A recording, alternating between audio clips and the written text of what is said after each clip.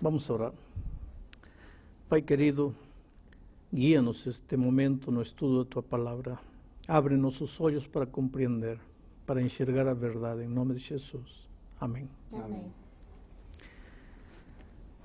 Uma das maiores mentiras do inimigo em nossos dias é o fato de que quando o homem morre, o corpo é levado ao cemitério e o espírito sai vagueando por aí, ou para reencarnar-se em outras formas de vida, ou para atormentar aos vivos, ou para ir penando, sofrendo aí pelo espaço. A mensagem de que o espírito do ser humano vive após a morte, hoje está sendo transmitida através da televisão, através do cinema, através da música, através das obras literárias. Os livros que mais se vendem hoje no mundo têm como tema central os espíritos desencarnados falando, fazendo coisas, agindo por trás da cortina dos seres humanos. E, no entanto, essa verdade é uma verdade cristalina na Bíblia. Quando Deus criou Adão e Eva, disse para eles: se tocarem desta árvore, certamente morrereis. Aí veio o diabo, disfarçado de serpente, e disse a Eva: não morrereis. Deus disse: morrereis. Aí vem o diabo e disse: não morrereis. E a doutrina de que o homem não morre, de que a alma é imortal, é uma ideia, é uma filosofia de vida que está se espalhando pelo mundo. E eu acho que um dos maiores enganos dos últimos tempos do inimigo vai ser convencer a humanidade de que quando o homem morre, seu corpo vai para a terra, mas o espírito sai e continua vivendo. No entanto, eu tenho algumas declarações bíblicas aqui que não admitem discussão nenhuma. Eclesiastés 12:7 descreve o que acontece quando o homem morre. Para entender o que acontece quando o homem morre, primeiro temos que entender o que aconteceu quando o homem foi criado. O texto bíblico diz que quando Deus criou Adão, fez o corpo de barro, aí estava o barro. Barro não tem vida, não tem fome, não tem sede, não sofre, não pensa, não sente dor, nada. Barro é barro. Você pode pisar em cima do barro, você pode bater no barro, barro é barro. Aí veio Deus, diz o texto bíblico de Gênesis, e soprou. Soprou. O sopro é sopro. Sopro não tem fome, não tem sede, não sente, não pensa, não dorme, não cansa. Sopro é sopro. Mas o texto bíblico diz que quando o barro juntou-se com o sopro, aí apareceu a alma vivente, alma viva. Em outras palavras, de acordo com a Bíblia, uma alma viva é um ser humano vivo. Aqui havemos três almas, no sentido bíblico, três seres humanos vivos, porque para a Bíblia, alma viva é a soma da terra, do barro, com o sopro de vida. E só existe vida, só existe pensamento, sentimento, fome, cansaço, quando o barro está juntado com o sopro de vida. Agora, o que acontece quando o homem morre? Eclesiastés 12:7 diz: e o pó volta para a terra, como era, e o espírito volta a Deus que o deu. Quando o homem morre, o que acontece? Acontece tudo o contrário da criação. Na criação, Deus fez e o homem viveu. Agora, quando o homem morre, Deus faz o sopro de vida, volta a Deus. E o corpo, a gente coloca num caixão, leva para o cemitério, 50, 100 anos depois, abre o caixão, vai encontrar só pó. O pó volta ao pó. O sopro de vida volta a Deus. Então, onde está o espírito? Não tem espírito. Mas, coitado, o espírito de meu pai sofre. Não, isso não é bíblico. Porque só existe sofrimento, só existe dor quando o homem está vivo. Quando o homem está morto, o corpo vai para o cemitério e o sopro volta para Deus. E não existe nada no espaço, nada no ar. Eclesiastés diz mais, no capítulo 9, versículos 5 e 6, diz assim: porque os vivos, nós aqui, vivos, sabem que han de morrer. Nós sabemos que vamos a morrer. Mas os mortos não sabem coisa nenhuma, nem tampouco terão eles recompensa, porque a sua memória jaz no esquecimento. Amor, ódio, enveja, para eles já perecerão. Para sempre não têm eles parte em coisa alguma que se faz debaixo do sol. Versículo 10. Portanto, tudo quanto te vier à mão para fazer, faze-o conforme as tuas forças, porque no sepulcro para onde vais não há obra, nem projeto, nem conhecimento, nem sabedoria alguna. Então a Bíblia é clara ao afirmar que quando o homem morre, acabou. Essa ideia de que sai o espírito não é ideia divina. Pastor, como é que eu vou entender então aquelas pessoas que falam assim, olha, meu avô morreu e ele apareceu na minha casa, eu fui numa sessão espírita e ali então apareceu minha mãe, disse o que nós conversamos, falou o que eu gosto, o que eu não gosto. Eu vou achar então que essas pessoas elas estão inventando, elas são mentirosas, elas estão querendo me enganar com isso. Não viram foram nada, não viu nada. Essas pessoas viram espíritos. Viram alguma coisa? Viram um espírito, esse espírito falou, esse espírito disse que era o espírito do pai e da mãe. Isso é verdade, essas pessoas não estão mentindo. Agora, quem eram esses espíritos? Aí está o X da questão. Se a Bíblia diz que quando o homem morre, seu corpo volta para a terra e o sopro volta para Deus, e teu vizinho disse que o espírito do pai dele apareceu, que espírito apareceu? Só pode ser o espírito daquele que quer que você acredite que quando o homem morre, o espírito sai. E esse é o diabo, tem nome e sobrenome. Diabo e Satanás, enganador, mentiroso, sedutor. Ele pode se disfarçar de qualquer coisa. Veja o que diz aqui Paulo quando escreve aos Coríntios, no capítulo 11, versículo 14. E não é de admirar, porque o próprio Satanás se transforma em anjo de luz. Ora, se Satanás pode se transformar num anjo de luz, não vai se transformar num espírito de um suposto pai ou mãe para vir e te fazer acreditar que existe espírito, quando a Bíblia diz tudo o contrário. Então não importa se ele aparece como espírito bom ou espírito ruim, porque às vezes acontece de aparecer um espírito ruim. Isso aqui é um espírito ruim que vai fazer o mal. Mas também, numa sessão, aparece o espírito que vai fazer o bem. Mas se aqui a Bíblia diz que pode aparecer até como anjo de luz, por que não pode aparecer como espírito de bem, espírito de mal, qualquer coisa? O assunto é enganar. Para o diabo não lhe interessa como vai se apresentar. O único interesse dele é te enganar, te manter com os olhos fechados. Pastor, mas por enquanto a gente está citando exemplos aqui de pessoas atualmente, né? Pessoas que foram e viram, enfim. Mas na Bíblia eu já li um verso, já li um texto dizendo que um rei de Israel, Israel é o povo de Deus, o rei Saul, quer dizer, através de uma mulher ele conseguiu se comunicar com o profeta Samuel. Então, quer dizer, um registro bíblico sobre a aparição de um espírito Samuel do profeta já tinha morrido, Samuel, né? que já havia morrido. Pois é. Era o espírito do diabo vestido de espírito de Samuel. Por quê? Porque o rei Saul consultou com esse espírito de morto, Deus rejeitou, Deus tirou o trono do rei Saul e o entregou para outro. Ora, se ele tivesse falado com o profeta Samuel de verdade, por que Deus ia ficar tão chateado? Deus ficou chateado porque ele estava falando com um espírito demoníaco e Saul sabia, porque Saul conhecia a palavra de Deus, sabia que ele não podia consultar aos mortos pelos vivos. Portanto, Saul estava errado. E a Bíblia registra esse incidente de Saul como uma das passagens tristes da história de Israel.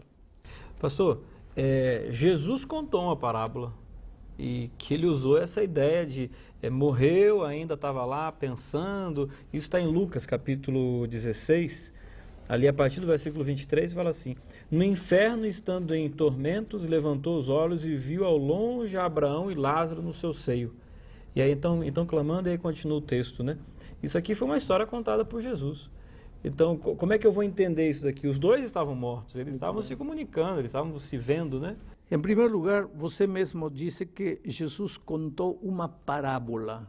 Isto não é história, isto é parábola. Isto não é verdade, isto é uma alegoria. Parábola é uma figura que se usa para ensinar uma lição. Jesus, no contexto, queria ensinar a lição de que a única oportunidade na vida é nesta vida, é agora esta vida. Que depois desta vida não há mais oportunidade. Por isso conta uma parábola. Toma o que as pessoas acreditavam. As pessoas acreditavam também em esses dias, o diabo já estava fazendo sua obra de engano, acreditavam que quando o homem morria, o espírito saía, um ia para o inferno, outro ia para o céu. Então Jesus pega essa história que eles contam, essa fábula que eles contam, e pega para ensinar uma lição. Mas esta própria parábola, para mostrar que não é realidade, tem algumas contradições interessantes. Por exemplo, o Lázaro e o mendigo falam, supostamente um está no inferno e outro está no céu. Espera um pouco. Você pode imaginar que céu e inferno estão limitados por tão pouca distância que um do inferno fala com outro do céu? Em segundo lugar, diz aqui que ele viu aos remidos no seio de Abraão. Quantos remidos há na história do mundo? Milhões e milhões. De que tamanho é esse seio de Abraão para que caibam aí todos os remidos do mundo? Evidentemente, esta é uma alegoria, esta é uma história inventada. Esta é uma ilustração para ensinar a lição de que a única oportunidade para tomar decisões para o bem ou para o mal é esta vida. Pastor, eu queria que você respondesse uma pergunta para eu poder chegar no ponto que eu estou interessada em saber. Deus permite a atuação de Satanás de forma ilimitada na vida das pessoas? Em termos de tentação, enfim, para nos tirar do caminho. Deus permite que ele atue de uma forma ilimitada? Se Deus não permitiria, o diabo diria, ele vai se salvar porque você não deixa eu tentar ele.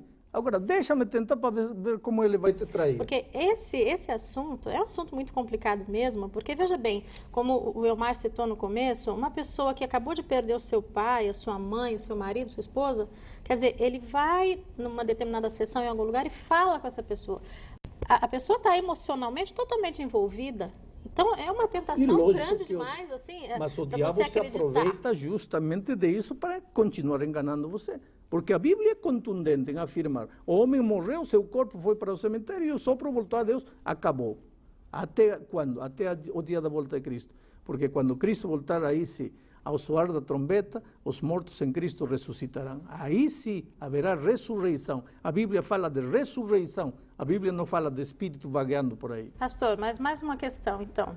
O senhor falou que todos vão ressuscitar no dia que Cristo voltar e aí sim que vão para o céu. Mas e como é que fica a história do ladrão na cruz? O ladrão que no seu último momento de vida entregou a vida para Jesus e Jesus respondeu para ele, hoje você vai estar comigo no paraíso. Onde está isso? Vamos procurar.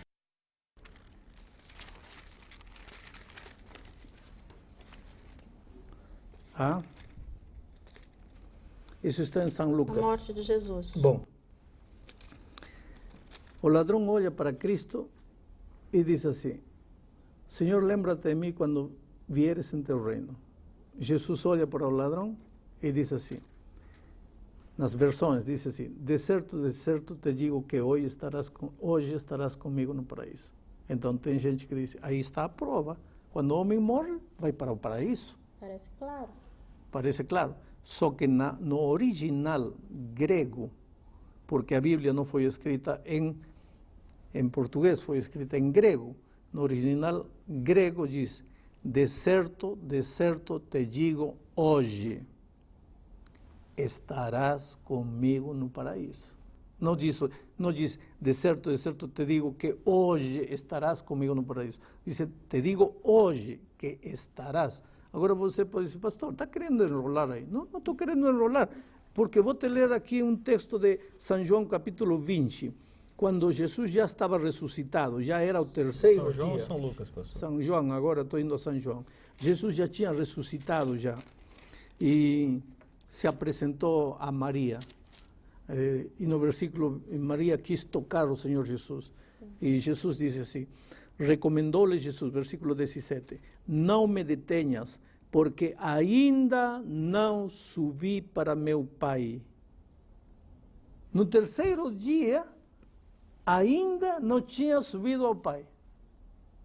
Então, como é que no dia que morreu já subiu, já ia estar com o ladrão no paraíso?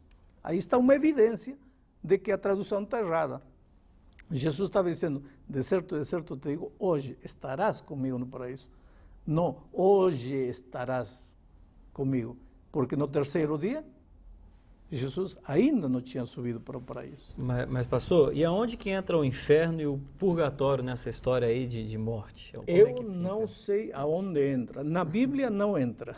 Porque na Bíblia não fala nem de purgatório, fala de inferno como o fogo que cairá nesta terra depois do milênio. Esse é o inferno. O paraíso, a Bíblia fala como a recompensa final, o lar eterno que os redimidos receberão quando Cristo voltar. Agora, purgatório a Bíblia não fala. Essas ideias não são ideias bíblicas. Agora, será que Deus se importa tanto assim, se uma pessoa estivesse mexendo com essa história de espírito, ele se importa tanto com isso, assim, ao ponto de falar assim, não faça isso? Existe alguma declaração bíblica para isso? Você está caminhando em direção da morte. Será que Deus se importa com isso? Deus te ama. Se você está no caminho do erro, claro que Deus se importa. Se importa porque você não acredita como Ele ensina? Não, se importa porque te ama e você vai se matar caindo no abismo do erro. Porque a coisa mais preciosa para Deus é o ser humano. Mas sabe, pastor, é uma coisa meio complexa da gente acreditar, porque a vida do ser humano é uma coisa tão perfeita, né? Um mecanismo tão perfeito, a vida. E de repente você falar que a morte é simplesmente um sono. É que a Bíblia diz isso. Quando Lázaro morreu, as irmãs de Lázaro mandaram emissários a Jesus. Jesus vem, ele está doente. Quando Jesus chegou, já estava morto. E Jesus disse, olha, ele está dormindo, eu vou despertá-lo. E com isso, Jesus estava dizendo que quando ele voltar um dia, ele vai despertar a todos os que morreram em Cristo. Por isso, a grande esperança dos cristãos é a volta de Cristo, porque nesse dia eu sei que eu vou ver meu pai, minha mãe. Eu não preciso ir a uma sessão espírita hoje para conversar com meu pai, porque meu pai não existe neste momento. O corpo dele está na terra. Eu posso até levar uma flor, não porque ele vai ficar triste ou feliz. Eu posso levar uma flor porque vai me fazer bem a mim, porque em mim a memória de meu pai está presente. Mas não porque meu pai, oh, que lindo, meu filho lembrou-se de mim. Meu pai não sabe nada.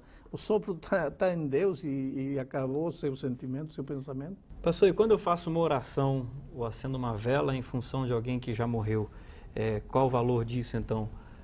Não tem nenhum valor. Não tem nenhum valor porque tem gente que leva a comida que mais gostava meu finado, vai levar ao cemitério.